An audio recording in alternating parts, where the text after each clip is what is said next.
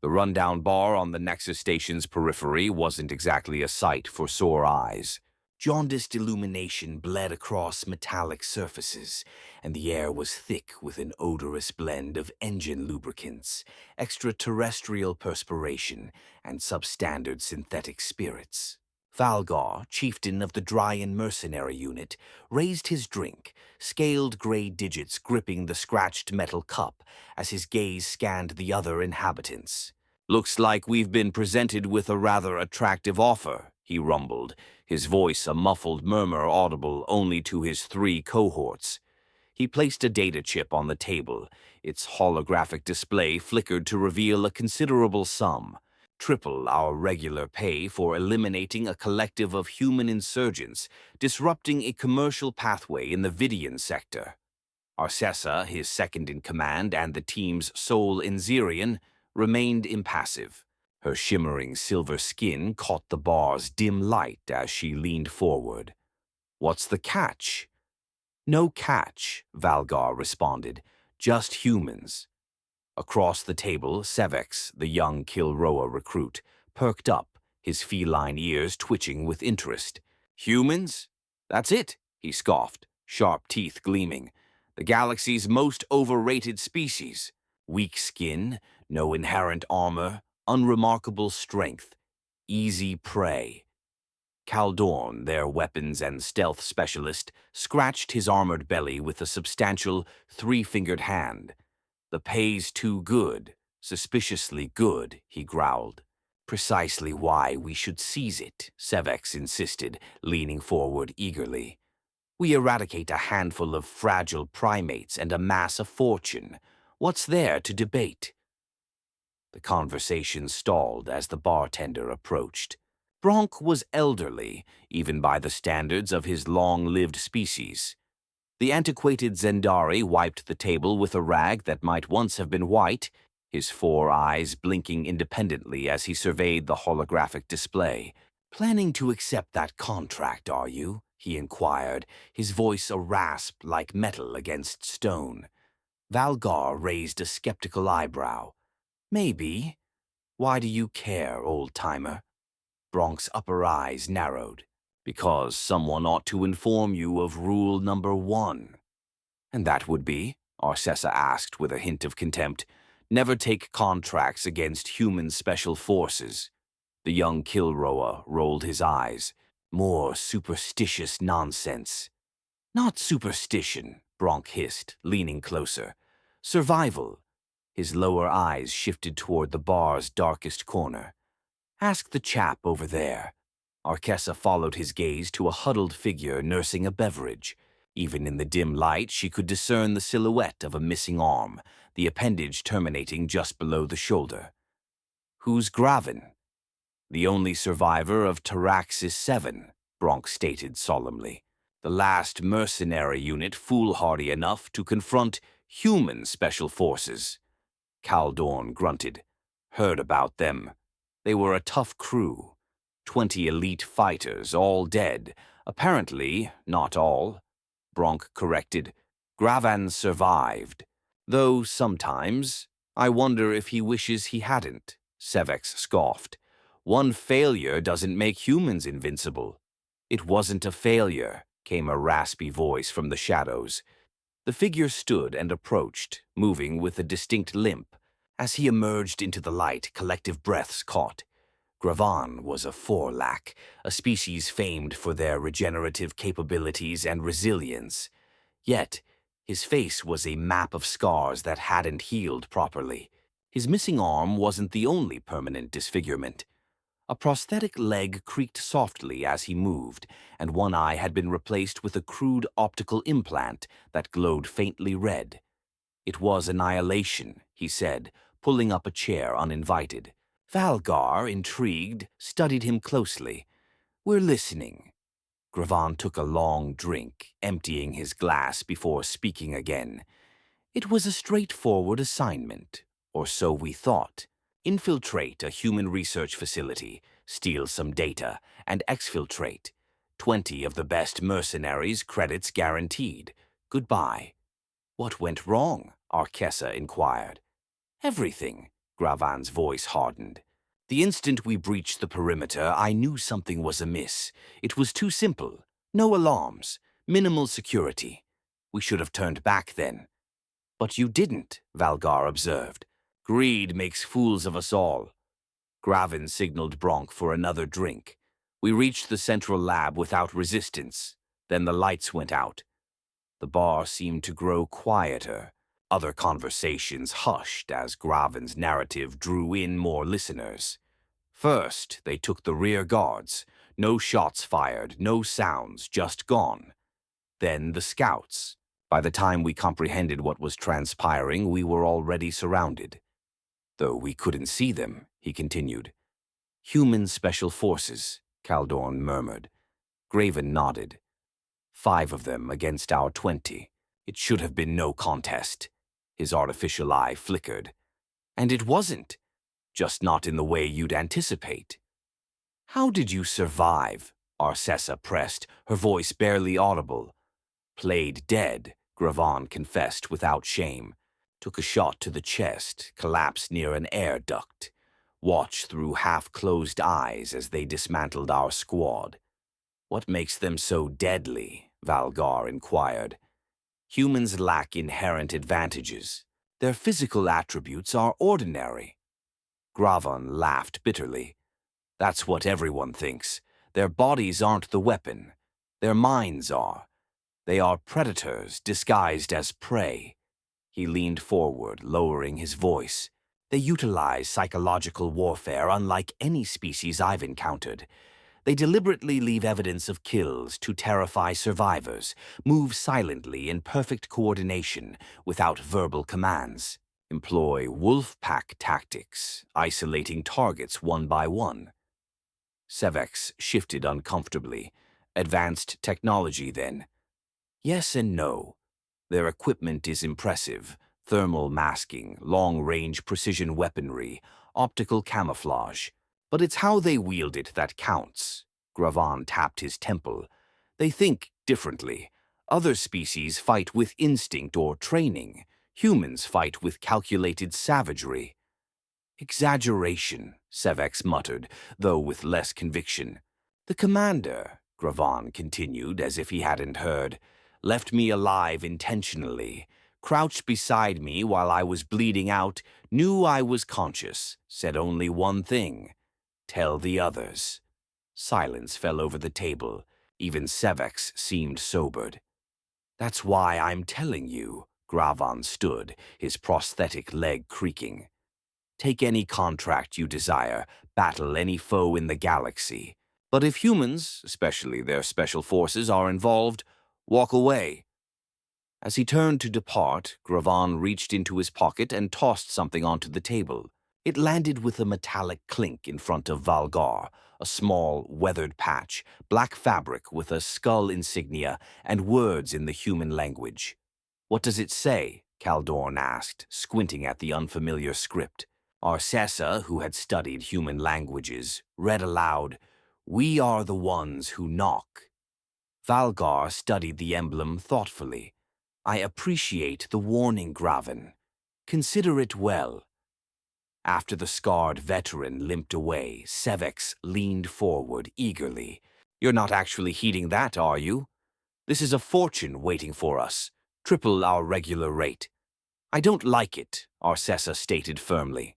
The remuneration is disproportionate to the presumed threat. Something's amiss. I concur, Valgar nodded. We should decline. Sevex's tail twitched in irritation. This is preposterous. We're turning down the opportunity of a lifetime because of ghost stories. Better scared than deceased, Caldorn rumbled, surprising the others with his caution. Fine, Sevex hissed, standing abruptly. I need some air. Think it through, Valgar. We're not foregoing this opportunity because some washed-up mercenary couldn't handle a few humans. As the young Kilroa stalked away, Arcessa leaned toward their leader. He's impulsive. He's young, Valgar sighed. He'll learn if he survives long enough, Bronk muttered, collecting their empty glasses. What none of them noticed was Sevex in the corridor outside, already connecting to the contract broker, his eyes gleaming with ambition as he accepted the down payment on behalf of the team. The next morning, Valgar discovered what Sevex had done. The young Kilroa stood defiant before his furious commander in their ship's common area. "You had no authority," Valgar roared, his scales darkening with anger. "I had initiative," Sevex countered. "The Transorian Syndicate has already transferred 10%. Retreating now would obliterate our reputation." Caldorn cracked his knuckles menacingly. "Better our reputation than our lives." "We took an oath when we formed this team," Arcessa reminded them coldly. "All contracts require unanimous approval. Unanimous approval for safe, dull jobs that barely cover fuel costs," Sevex snorted. "This is different. This is our chance to become legendary. Or dead." Valgar growled. "Like Taraxis 7. Sevex's ears flattened. "I don't believe those stories. If humans were so dangerous, they'd rule the galaxy. They don't. They're a minor power at best." Before Valgar could respond, their ship's communication system chimed. The Transorian representative appeared on screen, a smiling humanoid with metallic skin. "Valgar's Vanguard," the representative purred. "I'm pleased you've accepted our contract. We've noted the initial payment transfer.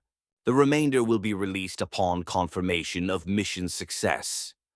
Valgar shot Sevex a murderous glare before addressing the screen.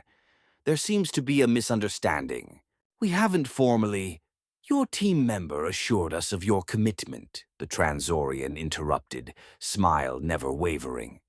"We've already informed our stakeholders. Cancellation at this stage would be unfortunate for your reputation, for your future prospects." The threat hung in the air.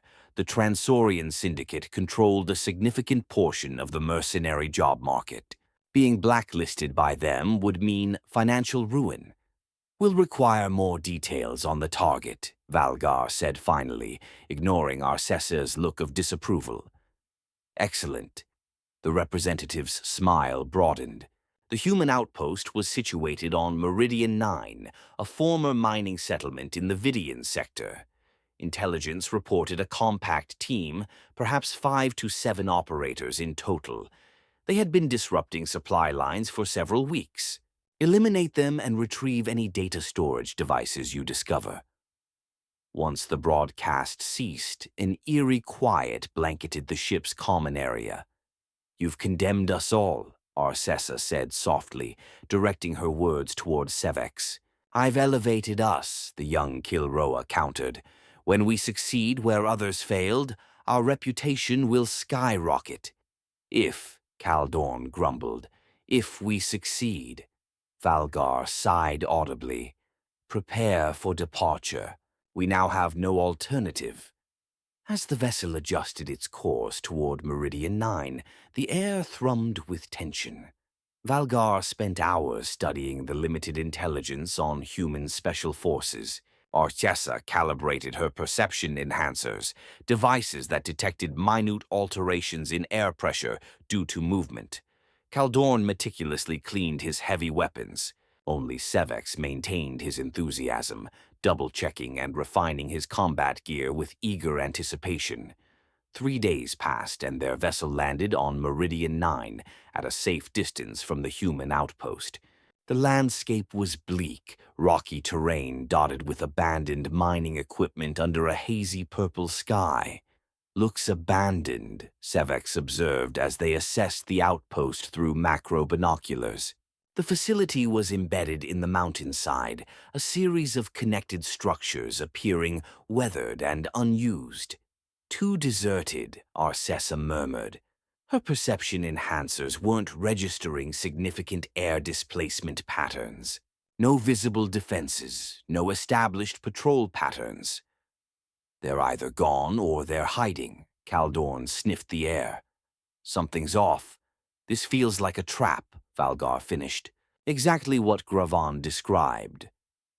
They established a perimeter and deployed reconnaissance drones, small, covert devices engineered to map the facility and identify signs of life.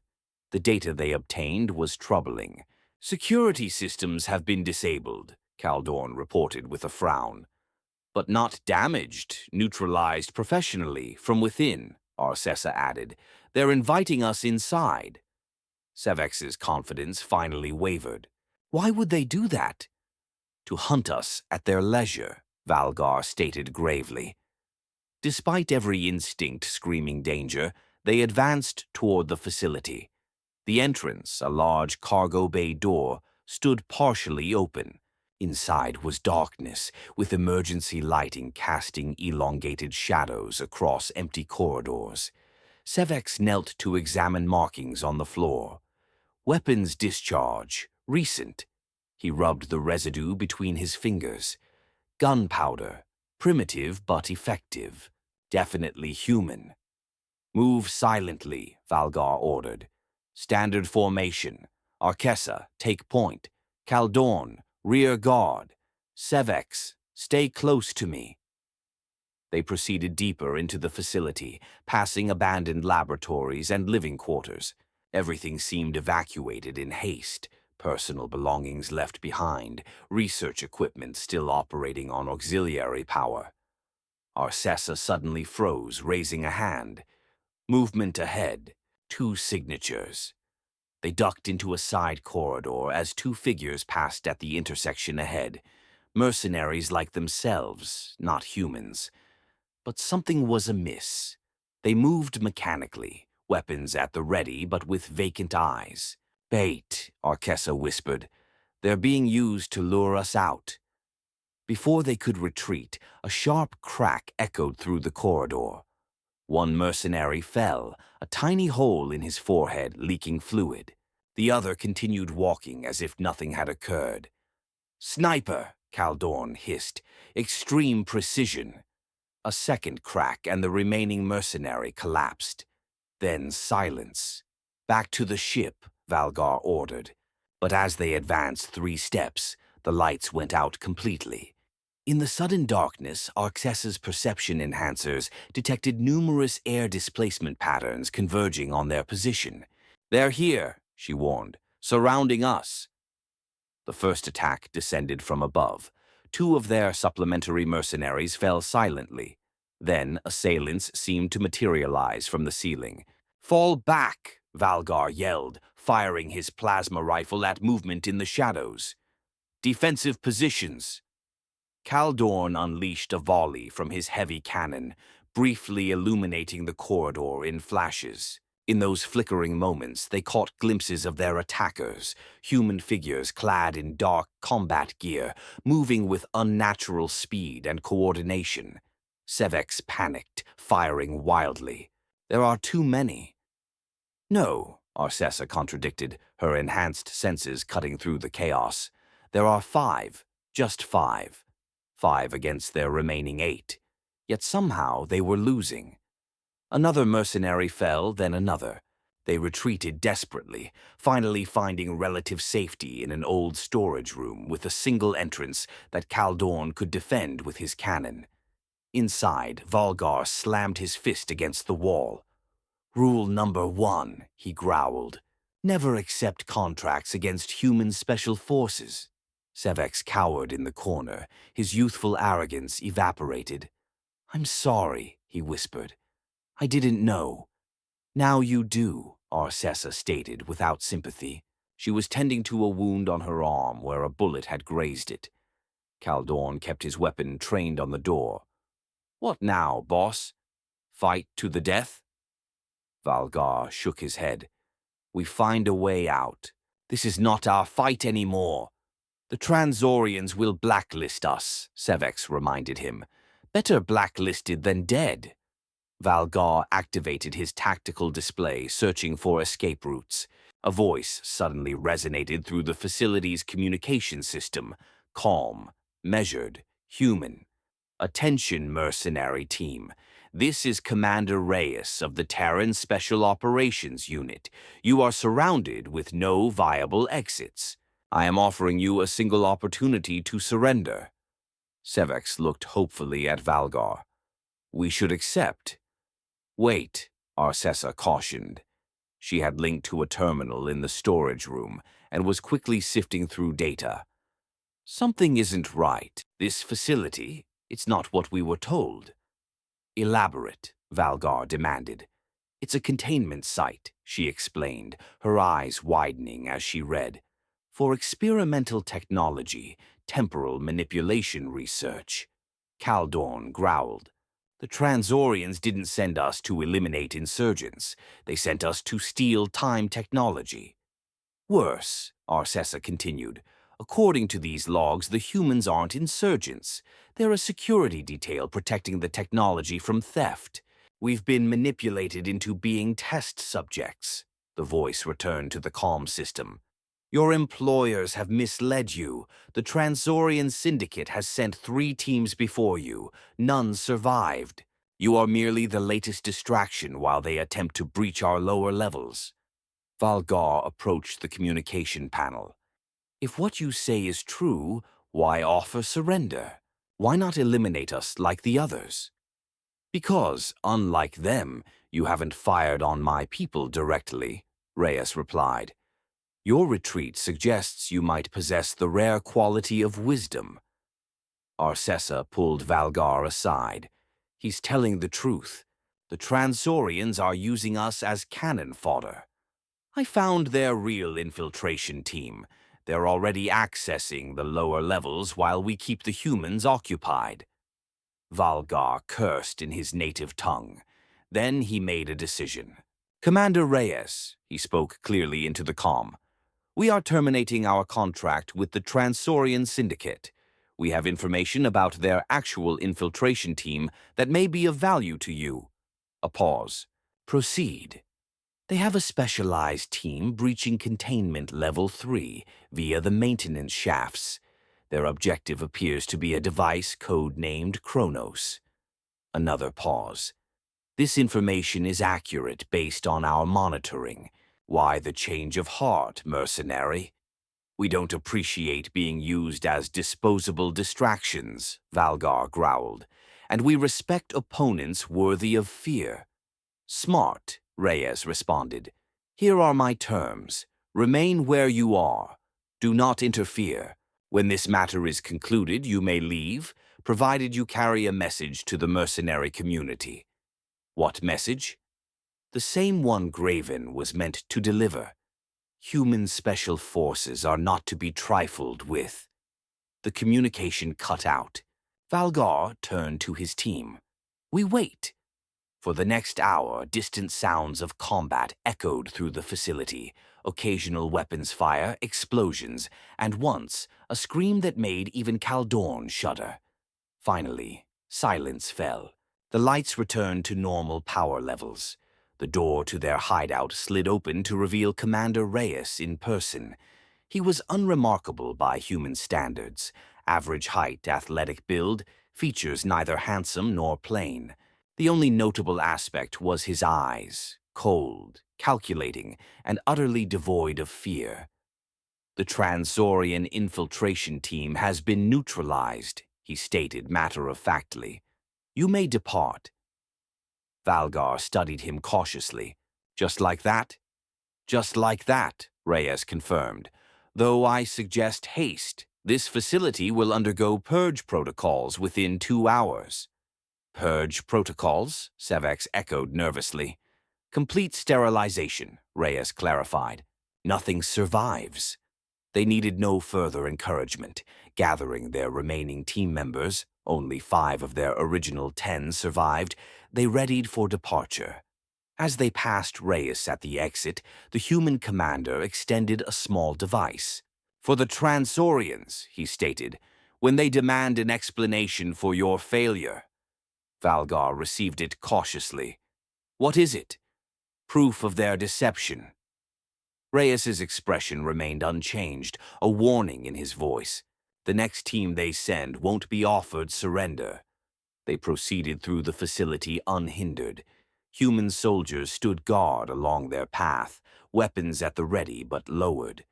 No words were exchanged, none required. Their presence alone communicated all that was needed. Outside, they increased their speed toward their ship, expecting a bullet in their backs at any moment. But they reached the vessel unharmed and immediately initiated takeoff procedures. As they broke through the atmosphere, a communication came over their secure channel. The Transaurian representative, no longer smiling. "You have failed," the metallic face accused, "and betrayed us to the humans. The ramifications will be severe." Valgar activated the device Reyes had given him. It displayed a holographic recording of the Transaurian leadership discussing their true strategy, using mercenary teams as sacrificial decoys while their experts stole the temporal technology. "The repercussions go both ways," Valgar retorted.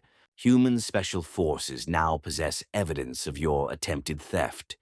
Perhaps you should be more concerned with them, not us." The Transaurian's expression shifted from anger to fear. The transmission abruptly ceased.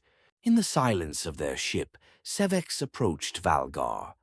"I was mistaken," the young Kilroa confessed. "My pride nearly killed us all." "But it didn't," Valgar said. "And now you understand rule number 1. Never accept contracts against human special forces," Sevex concurred with newfound respect. "Spread the word," Arcessa added. "Others should know." Kaldorn grunted in agreement. "Those humans," he muttered, "they could have killed us all. Instead, they let us go to convey a message." "That's the key," Valgar realized. "They want the message spread. They want future adversaries to fear them. Fear is their most potent weapon." As their ship accelerated toward the jump point, Valgar considered the human strategy. It was remarkably simple, yet brilliant. By letting occasional survivors spread tales of their prowess, they built a reputation that deterred most threats before they materialized. "Set a course for Nexus Station," he instructed. "I believe we owe Graven a drink." 3 weeks later, in that same dim bar on the outer ring, Valgar and his crew shared their account with a gathering of captivated mercenaries.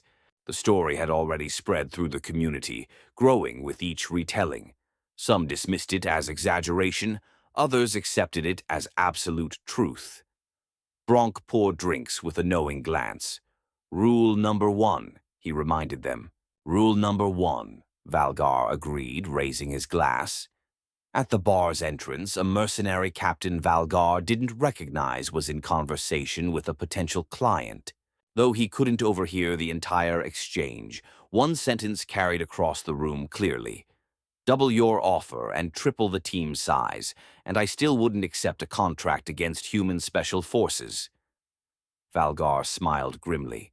The message was spreading, and somewhere on a concealed base, Commander Reyes and his team continued their silent watch, their reputation achieving what additional soldiers never could, deterring dangers before they surfaced. In the darkest regions of space, countless threats lurked, but for those who survived long enough to grasp it, one rule reigned supreme. Never accept contracts against human special forces. The fortunate ones learned it vicariously. The rest never got the chance.